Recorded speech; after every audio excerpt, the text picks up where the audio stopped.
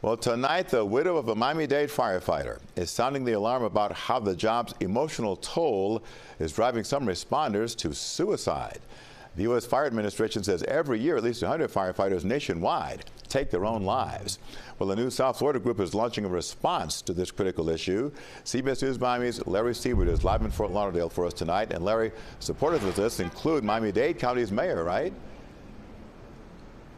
You're right, Jim. Mayor Daniela Levine Cava told us that first responders don't like owning up to their personal struggles and pain. Some fear losing their jobs, so people here tonight, they're trying to create a new safe place for sharing. In Runway 84's Jazz-Filled Supper Club, the First Alarm Foundation silently auctioned private villas and art for one man's legacy. It makes me feel like I'm doing something that maybe possibly I could have done more when my husband was here. Carolyn Acosta's husband, Miami-Dade Fire Lieutenant Alex Acosta, died by suicide last year. That smile covered his post-traumatic stress pain.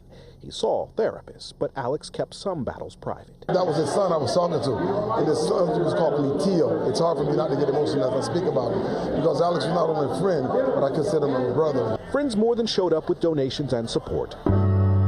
Some, like Dr. Elio Perez, a fire lieutenant, joined First Alarm's podcast, sharing his own struggle with PTSD after serving in the military. Did you ever seek any help, though, as far as therapy? I did. So they usually say that the full manifestations of PTSD symptoms usually occur 3 to 5 years right after the trauma. For me, it was like right at the 5-year mark. I had to change all the spring locks in my house because you activate the spring lock, and once you open it, that pop would send me there.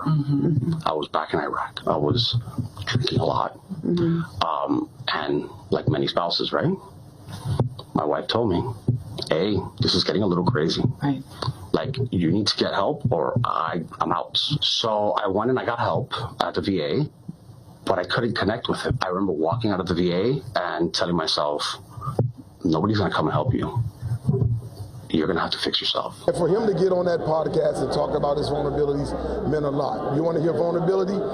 Me, my son, my stepson, about 3 years ago died by suicide. So to be here is a way of honoring him as well. The mission is creating a safe place to share such pain. Supporters include nearly 40 companies and the county mayor. Unfortunately, our first responders don't like to own up to their own personal pain and struggles. And it really matters when someone steps up and says this is a safe space. For Carolyn Acosta, it's a sign of healing and hope.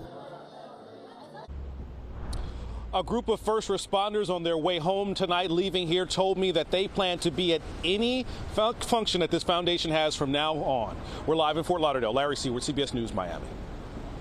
Okay, Larry, thank you. Well,